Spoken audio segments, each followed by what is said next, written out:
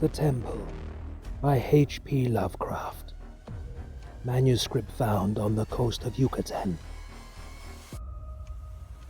On August 20, 1917, I, Karl Heinrich Graf von Oldberg Ehrenstein, Lieutenant Commander in the Imperial German Navy and in charge of the submarine U-29, deposit this bottle and record in the Atlantic Ocean at a point to me unknown, but probably about north latitude 20 degrees, west longitude 35 degrees, where my ship lies disabled on the ocean floor.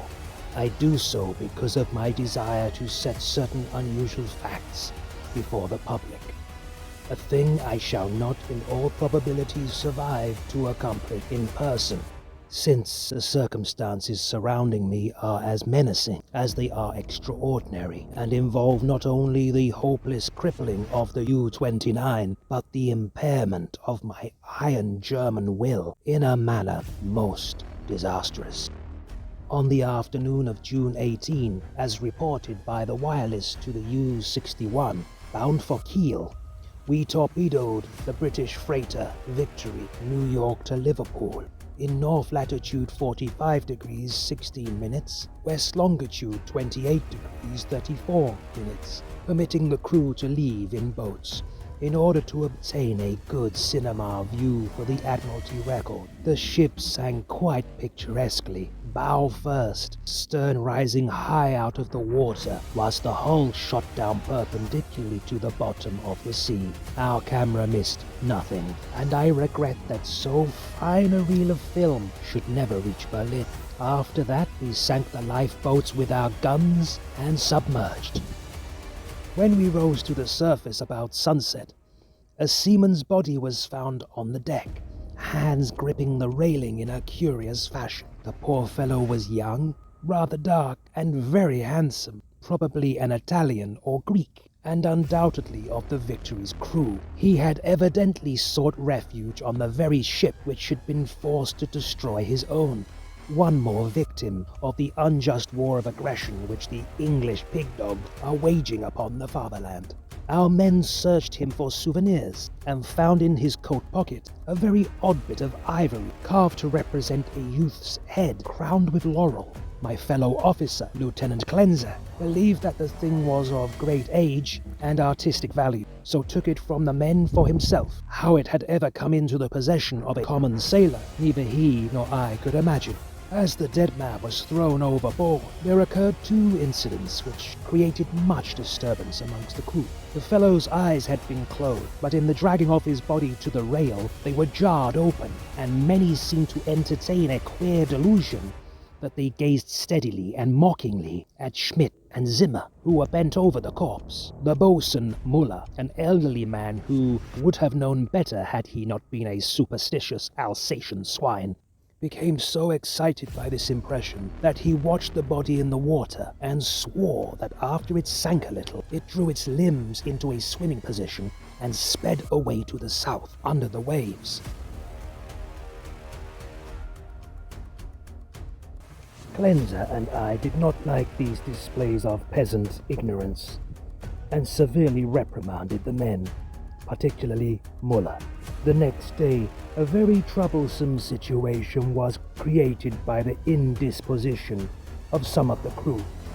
They were evidently suffering from the nervous strain of our long voyage, and had had bad dreams. Several seemed quite dazed and stupid, and after satisfying myself that they were not feigning their weakness, I excused them from their duty. The sea was rather rough, so we descended to a depth where the waves were less troublesome. Here we were comparatively calm, despite a somewhat puzzling southward current, which we could not identify from our oceanographic charts. The moans of the sick men were decidedly annoying, but since they did not appear to demoralize the rest of the crew, we did not resort to extreme measures. It was our plan to remain where we were and intercept the liner Dacia, mentioned in information from agents in New York.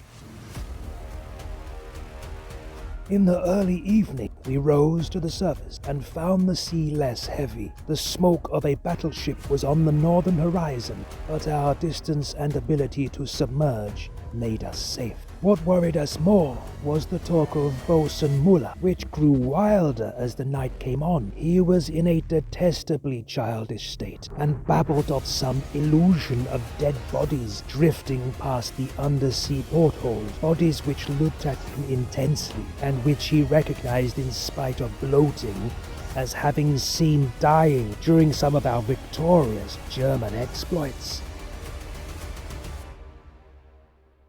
And he said that the young man we had found and tossed overboard was their leader. This was very gruesome and abnormal, so we confined Mullah to irons and had him soundly whipped. The men were not pleased at his punishment, but discipline was necessary. We also denied the request of a delegation headed by a Seaman Zimmer that the curious carved ivory head be cast into the sea. On June 20, Seaman Baum and Schmidt, who had been ill the day before, became violently insane. I regretted that no physician was included in our complement of officers, since German lives are precious, but the constant ravings of the two concerning a terrible curse were most subversive of discipline, so drastic steps were taken. The crew accepted the event in a sullen fashion, but it seemed to quiet Mullah, who thereafter gave us no trouble. In the evening we released him, and he went about his duties silently. In the week that followed, we were all very nervous, watching for the Dacia. The tension was aggravated by the disappearance of Mullah and Zimmer, who undoubtedly committed suicide as a result of the fears which had seemed to harass them, though they were not observed in the act of jumping overboard. I was rather glad to be rid of Mullah, for even his silence had unfavorably affected the crew.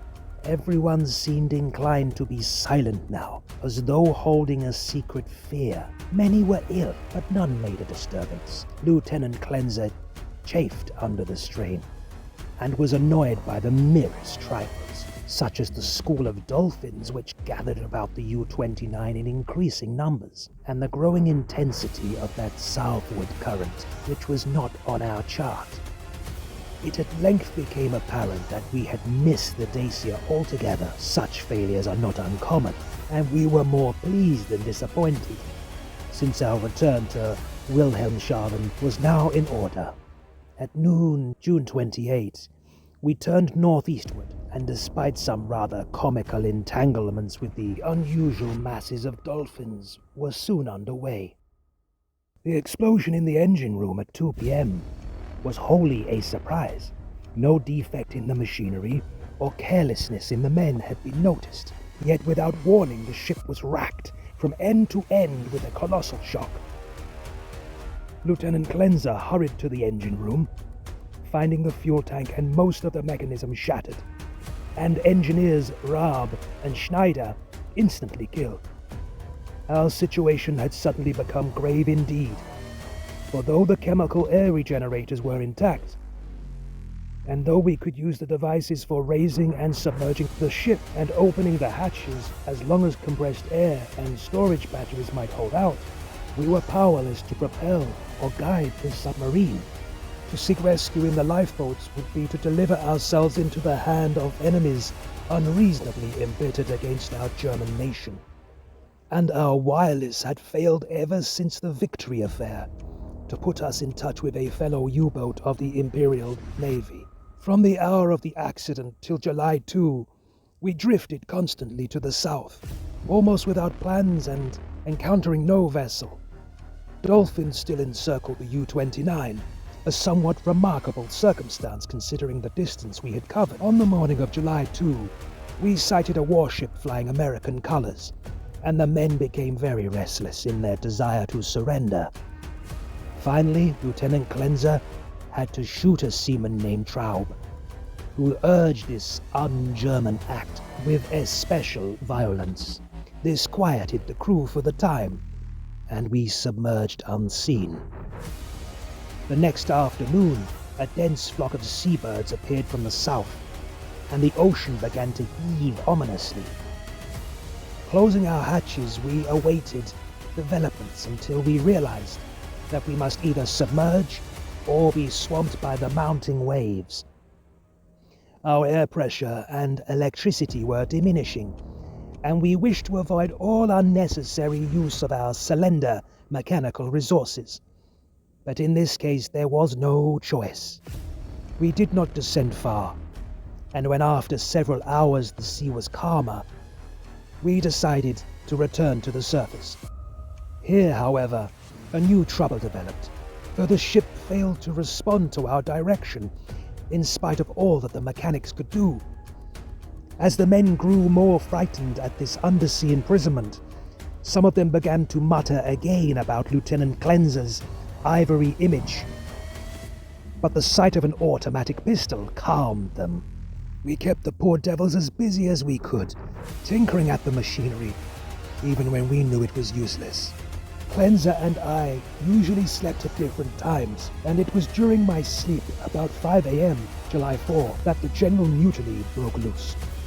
The 6 remaining pigs of seamen, suspecting that we were lost, had suddenly burst into a mad fury at our refusal to surrender to the Yankee battleship 2 days before, and were in a delirium of cursing and destruction. They roared like the animals they were, and broke instruments and furniture indiscriminately, screaming about such nonsense as the curse of the ivory image, and the dark dead youth who looked at them and swam away. Lieutenant Cleanser seemed paralyzed and inefficient, as one might expect of a soft, womanish Rhinelander. I shot all 6 men, for it was necessary, and made sure that none remained alive.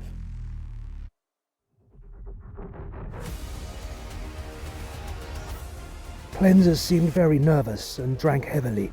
It was decided that we remain alive as long as possible, using the large stock of provisions and chemical supply of oxygen, none of which had suffered from the crazy antics of those swine-hound seamen. Our compasses, depth gauges, and other delicate instruments were ruined, so that henceforth our only reckoning would be guesswork based on our watches, the calendar, and our apparent drift, as judged by any object we might spy through the portholes or from the conning tower. Fortunately, we had storage batteries still capable of long use, both for the interior lighting and for the searchlight. We often cast a beam around the ship, but saw only dolphins swimming parallel to our own drifting course. I was scientifically interested in those dolphins, for though the ordinary Delphinus delphis is a cetacean mammal, unable to subsist without air, I watched one of the swimmers closely for 2 hours and did not see him alter his submerged condition.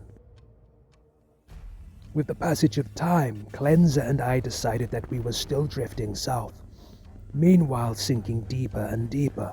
We noted the marine fauna and flora, and read much on the subject in the books I had carried with me for spare moments. I could not help observing, however, the inferior scientific knowledge of my companion. His mind was not Prussian, but given to imaginings and speculations which have no value.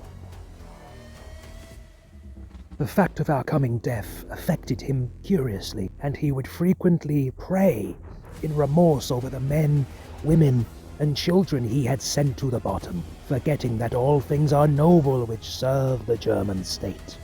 After a time, he became noticeably unbalanced, gazing for hours at his ivory image and weaving fanciful stories of the lost and forgotten things under the sea. Sometimes, as a psychological experiment, I would lead him on in these wanderings and listen to his endless poetical quotations and tales of sunken ships. I was very sorry for him, for I disliked to see a German suffer, but he was not a good man to die with. For myself, I was proud, knowing how the fatherland would revere my memory and how my sons would be taught to be men like me. On August 9, we espied the ocean floor and sent a powerful beam from the searchlight over it. It was a vast undulating plain, mostly covered with seaweed and strewn with shells of small mollusks. Here and there were slimy objects of puzzling contour, draped with weeds and encrusted with barnacles, which Cleanser declared must be ancient ships lying in their graves. He was puzzled by one thing, a peak of solid matter, protruding from the ocean bed nearly 4 feet at its apex, about 2 feet thick, with flat sides and smooth upper surfaces which met at a very obtuse angle. I called the peak a bit of outcropping rock, but Cleanser thought he saw carvings on it. After a while, he began to shudder and turn away from the scene as if frightened, yet could give no explanation save that he was overcome with the vastness, darkness, remoteness, antiquity, and the mystery of the oceanic abysses. His mind was tired, but I am always a German, and was quick to notice 2 things: that the U-29 was standing at the deep-sea pressure splendidly, and the peculiar dolphins were still about us, even at a depth where the existence of high organisms is considered impossible by most naturalists. That I had previously overestimated our depth, I was sure, but nonetheless, we must still be deep enough to make these phenomena remarkable. Our southward speed, as gauged by the ocean floor, was about as I had estimated from the organisms passed at higher levels. It was at 3:15 p.m., August 12, that poor Cleanser went wholly mad. He had been in the conning tower using the searchlight when I saw him bound into the library compartment where I sat reading, and his face at once betrayed him. I will repeat here what he said, underlining the words he emphasized.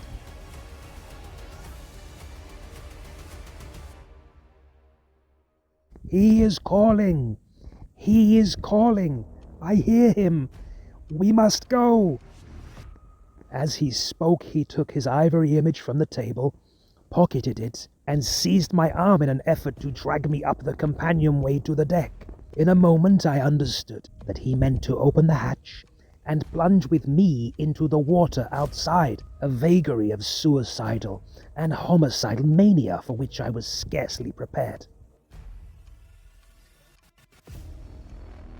As I hung back and attempted to soothe him, he grew more violent, saying, "Come now, do not wait until later.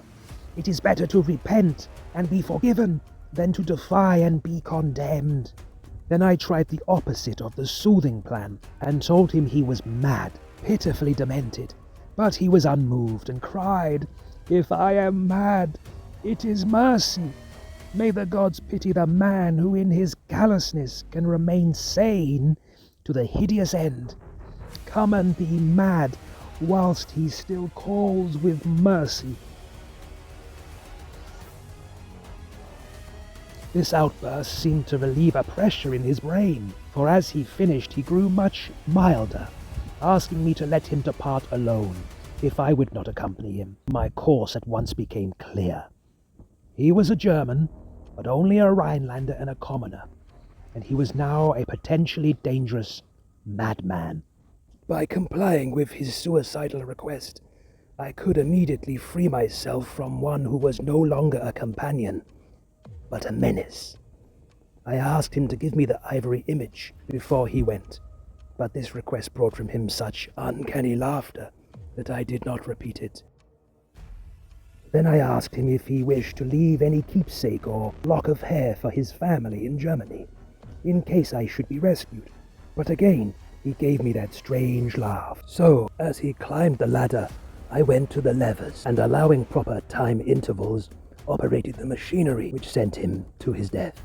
After I saw that he was no longer in the boat, I threw the searchlight around the water in an effort to obtain a last glimpse of him, since I wished to ascertain whether the water pressure would flatten him as it theoretically should, or whether the body would be unaffected like those extraordinary dolphins. I did not, however, succeed in finding my late companion, for the dolphins were massed thickly and obscuringly about the conning tower.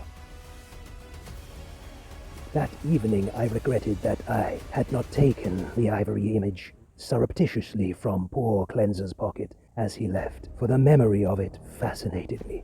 I could not forget the youthful, beautiful head with its leafy crown, though I am not by nature an artist. I was also sorry that I had no one with whom to converse. Cleanser, though not my mental equal, was much better than no one.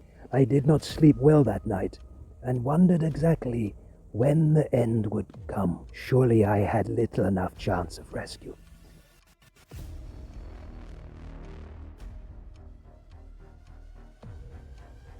The next day, I ascended to the conning tower and commenced the customary searchlight explorations. Northward, the view was much the same as it had been for all the 4 days since we had sighted the bottom, but I perceived that the drifting of the U-29 was less rapid. As I swung the beam around to the south, I noticed that the ocean floor ahead fell away in a marked declivity and bore curiously rectangular blocks of stone in certain places, disposed as if in accordance with definite patterns. The boat did not at once descend to match the greater ocean depth, so I was soon forced to adjust the searchlight to cast a sharply downward beam. Owing to the abruptness of the change, a wire was disconnected, which necessitated a delay of many minutes for repairs. But at length the light streamed on again, flooding the marine valley below me. I am not given to emotion of any kind, but my amazement was very great when I saw what lay revealed in that electrical glow, and yet, as one reared in the best culture of Prussia, I should not have been amazed, for geology and tradition alike tell us of great transpositions in oceanic and continental areas. What I saw was an extended and elaborate array of ruined edifices, all of magnificent though unclassified architecture, and in various stages of preservation. Most appeared to be of marble, gleaming whitely in the rays of the searchlight, and the general plan was of a large city at the bottom of a narrow valley, with numerous isolated temples and villas on the steep slopes above. Roofs were fallen and columns were broken, but there still remained an air of immemorially ancient splendor which nothing could efface. Confronted at last with the Atlantis I had formerly deemed largely a myth, I was the most eager of explorers. At the bottom of that valley, a river once had flowed, for as I examined the scene more closely, I beheld the remains of stone and marble bridges, and seawalls, and terraces and embankments, once verdant and beautiful. In my enthusiasm, I became nearly as idiotic and sentimental as poor Cleanser, and was very tardy in noticing that the southward current had ceased at last, allowing the U-29 to settle slowly down upon the sunken city, as an aeroplane settles upon a town of the upper earth. I was slow, too, in realizing that the school of unusual dolphins had vanished.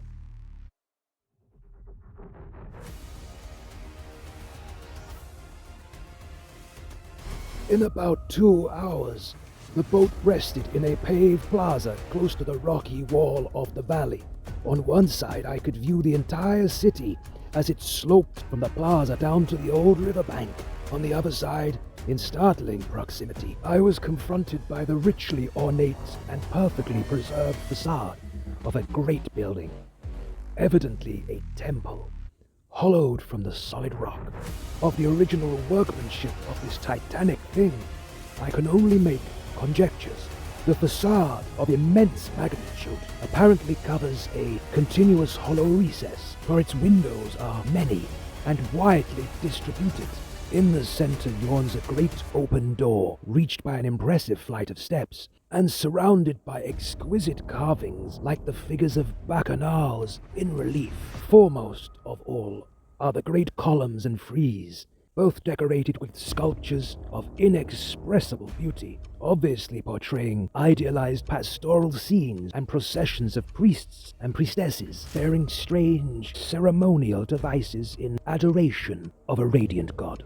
The art is of the most phenomenal perfection, largely Hellenic in idea, yet strangely individual. It imparts an impression of terrible antiquity, as though it were the remotest, rather than the immediate ancestor of Greek art. Nor can I doubt that every detail of this massive product was fashioned from the virgin hillside rock of our planet.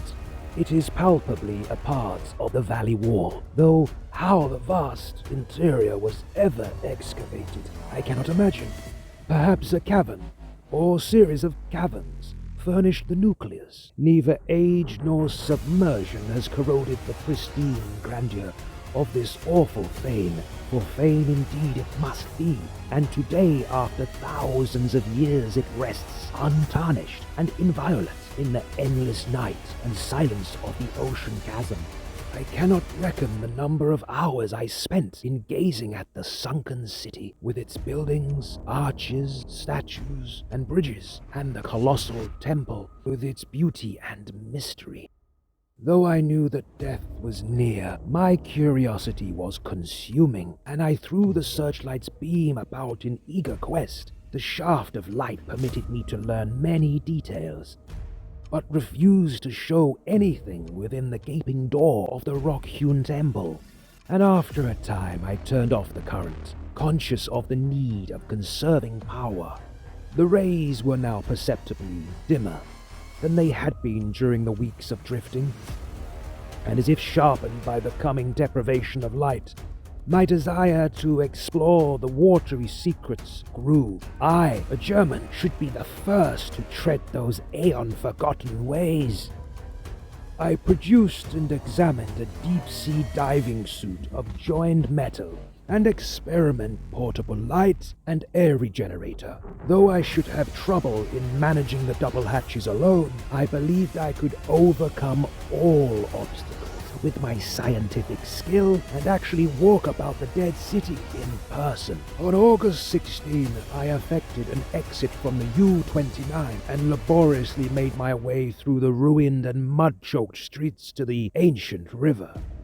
I found no skeletons or other human remains, but gleaned a wealth of archaeological lore from the sculptures and coins. Of this I cannot now speak, save to utter my awe at a culture in the fall noon of glory, when cave dwellers roamed Europe and the Nile flowed unwatched to the sea. Others, guided by this manuscript, if it shall ever be found, must unfold the mysteries at which I can only hint. I returned to the boat as my electric batteries grew feeble, resolved to explore the rock temple on the following day.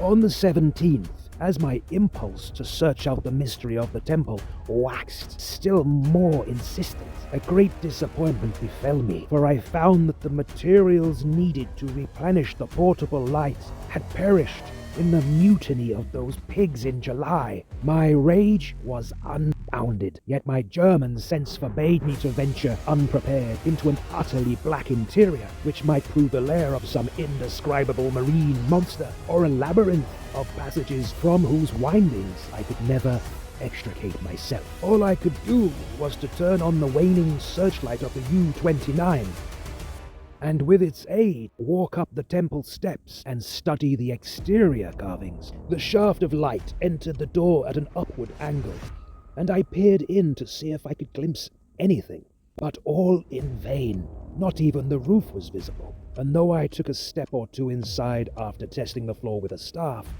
I dared not go further. Moreover, for the first time in my life, I experienced the emotion of dread. I began to realize how some of poor Cleanser's moods had arisen, for as the temple drew me more and more, I feared its aqueous abysses with a blind and mounting terror. Returning to the submarine, I turned off the lights and sat thinking in the dark. Electricity must now be saved for emergencies. Saturday, the 18th, I spent in total darkness, tormented by thoughts and memories that threatened to overcome my German will. cleanser had gone mad and perished before reaching this sinister remnant of a past unwholesomely remote, and had advised me to go with him, was indeed fate preserving my reason only to draw me irresistibly to an end more horrible and unthinkable than any man has dreamed of. Clearly, my nerves were sorely taxed, and I must cast off these impressions of a weaker man. I could not sleep Saturday night, and turned on the lights regardless of the future.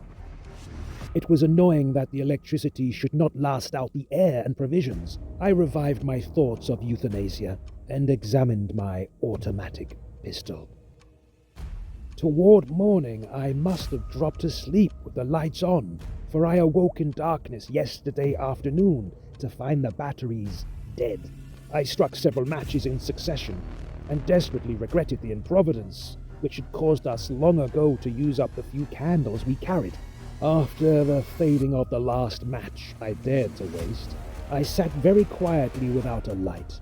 As I considered the inevitable end, my mind ran over preceding events, and developed a hitherto dormant impression which could have caused a weaker and more superstitious man to shudder. The head of the radiant god in the sculptures on the rock temple is the same as that carven bit of ivory, which the dead sailor brought from the sea, and which poor cleanser carried back into the sea. I was a little dazed by this coincidence, but did not become terrified. It is only the inferior thinker who hastens to explain the singular and the complex by the primitive shortcut of supernaturalism. The coincidence was strange, but I was too sound a reasoner to connect circumstances which admit of no logical connection, or to associate in any uncanny fashion the disastrous events which had led from the Victory affair to my present plight. Feeling the need of more rest, I took a sedative and secured some more sleep. My nervous condition was reflected in my dreams, for I seemed to hear the cries of drowning persons, and to see the dead faces pressing against the portholes of the boat. And among the dead faces was the living, mocking face of the youth with the ivory image. I must be careful how I record my awaking today, for I am unstrung, and much hallucination is necessarily mixed with fact. Psychologically, my case is most interesting, and I regret that it cannot be observed scientifically by a competent German authority. Upon opening my eyes, my first sensation was an overmastering desire to visit the rock temple, a desire which grew every instant, yet which I automatically sought to resist through some emotion of fear which operated in the reverse direction. Next, there came to me the impression of light amidst the darkness of dead batteries, and I seemed to see a sort of phosphorescent glow in the water through the porthole which opened toward the temple.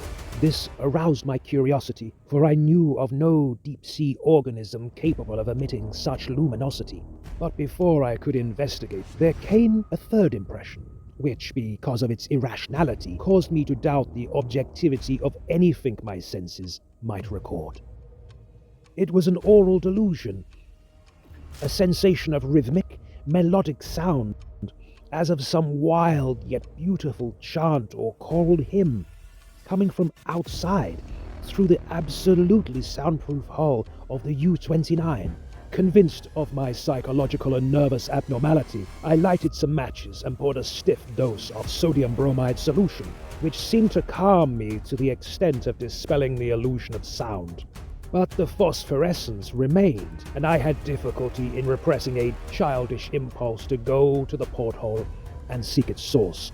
It was horribly realistic, and I could soon distinguish by its aid the familiar objects around me, as well as the empty sodium bromide glass of which I had no former visual impression in its present location. The last circumstance made me ponder, and I crossed the room and touched the glass.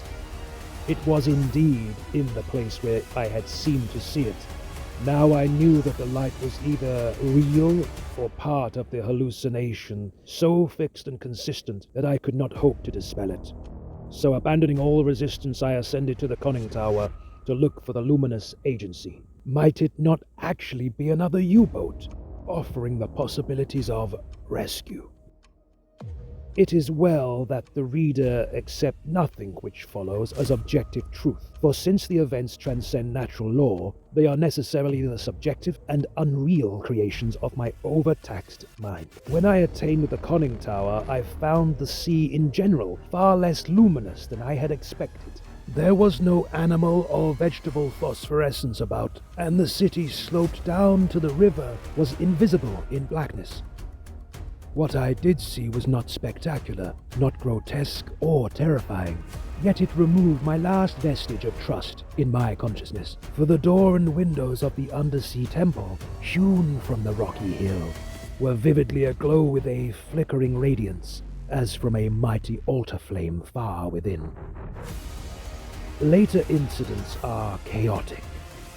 As I stared at the uncannily lighted door and windows, I became subject to the most extravagant visions so extravagant that I cannot even relate them. I fancied that I discerned objects in the temple, objects both stationary and moving, and seemed to hear again the unreal chant that had floated to me when I first awaked. And over all rose thoughts and fears, which centered in the youth from the sea and the ivory image, whose carving was duplicated on the frieze and columns of the temple before me. I thought of poor Cleanser, and wondered where his body rested with the image he had carried back into the sea.